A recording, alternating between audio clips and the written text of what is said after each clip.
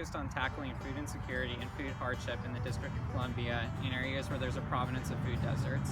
In this case, we're focused today on looking at Wards 7 and 8, where local residents don't know exactly where to gain adequate transportation to get access to a supermarket that'll have affordable and nutritious ingredients. As a result of facing food insecurity, families don't necessarily know when they're going to get access to their next meal. Our proposal focuses on a Blue Apron type model where we build a volunteer network within the DC community to help families bring ingredients to other families within Wards 7 and 8 and teach them and cook with them to learn how to build sustainable, affordable, and nutritious meals moving forward. This will prevent local organizations that are working with us in building this type of model from having to dish out meals on a recurring basis, and therefore families will be able to have affordable, sustainable, nutritious recipes that they can leverage on a daily basis moving forward in their lives. We spent a fair amount of time talking about how can you push grocery stores to go into lower income places. And we spent some time talking about how do you subsidize healthy food, and what are sort of the public benefits programs or other, public education programs, all that sort of stuff. But I don't think we always spend enough time talking about the other sort of underlying drivers of sort of the broader socioeconomic drivers of food insufficiency. And it's really an issue of poverty, and how do you address poverty in cities? And one of the benefits of that is that you likely would increase food security, but it's not, you aren't necessarily doing X because it improves food security.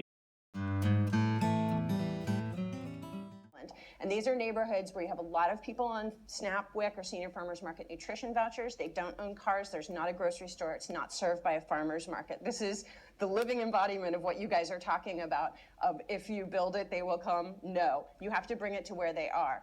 One of the experiences that we have on the mobile market, which was recently brought up to me in a policy discussion here in DC, is that we have, even though we are tiny by comparison to the DC farmers markets, which are huge and really popular, because we're in the neighborhoods where people are living and working, because we put ourselves in their way, they use their SNAP benefits with us in a disproportionate amount than they do in farmers markets across the city and across the country. And it has everything to do with the fact that we are there, and that poor people are 10 times as likely to have an amputation from diabetes than a wealthy person who has diabetes.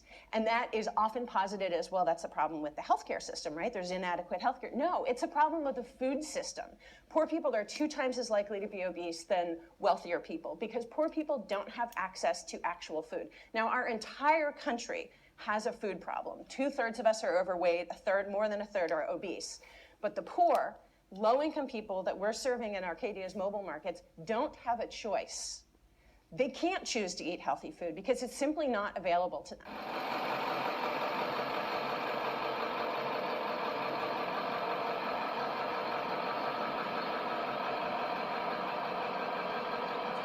EBT at Mobile Market is great because there's not a lot of places around here to get. Exactly. There's people out here, that really can't afford fresh food, and that's a really good thing, because most of them use EBT. I feel like things like this available for people is just great.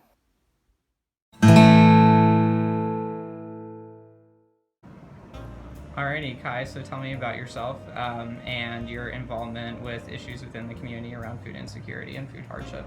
Sure.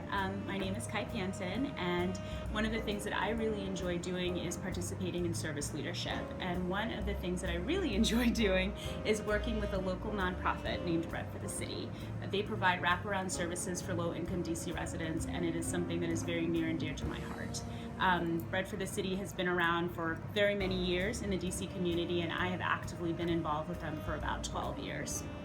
And Kai, what have been the prevailing issues that you've noticed in terms of DC's continued fight to tackle food insecurity and food hardship, particularly as we think about Wards 7 and 8, which have prevalence of food deserts and other issues that may prevent families from having access to healthy, nutritious food and being able to cook that?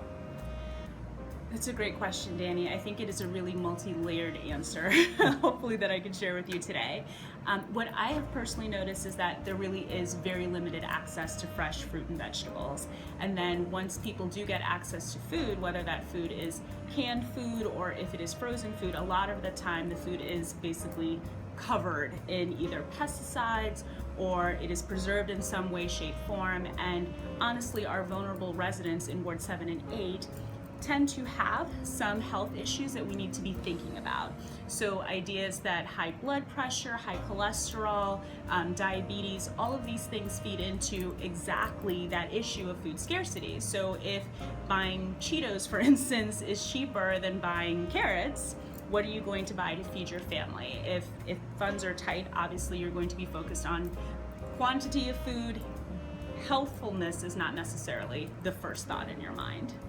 Yeah, and in terms of things that you could see a program or various programs within the community benefiting from, such as Bread for the City, we are thinking of an idea where we would incorporate this component of sustainability to existing models within DC, and this would entail working with these communities and leveraging their resources to provide not only provide healthy, nutritious, and affordable food that is tasty, like to those that would benefit from this program, but also incorporate a teaching component to this. So establishing a volunteer network within the DC community where not only the volunteers but the families are working together to figure out what food preferences are prevalent within the community, and how do you teach residents how to cook those meals, and how do volunteers themselves learn from this process?